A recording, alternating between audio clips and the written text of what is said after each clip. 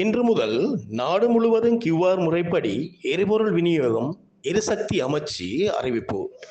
நாட்டில் நிலவும் எரிபொருள் நெருக்கடியை கட்டுப்படுத்தி விநியோகத்தை சீராக்கும் நோக்கில் இன்று மார்ச் 15 முதல் நாடு முழுவதும் உள்ள அனைத்து எரிபொருள் நிரப்பு நிலையங்களிலும் QR குறியீடு முறைமை கட்டாயமாக்கப்படுவதாக எரிசக்தி அமைச்சு அறிவித்துள்ளது. எரிபொருள் நிலையங்களில் காணப்படும் நீண்ட வரிசைகளை குறைப்பதும் எரிபொருளை பதுக்குவதை தடுத்து அதை அனைத்து மக்களுக்கும் சமமான முறையில் விநியோகிப்பதே அரசாங்கத்தின் புதிய திட்டம் என அறிவிக்கப்பட்டுள்ளது. ஒவ்வொரு வாகன வகைக்கும் வாராந்தம் வழங்கப்பட வேண்டிய எரிபொருளின் அளவு முன்கூட்டியே நிர்ணயிக்கப்பட்டுள்ளது.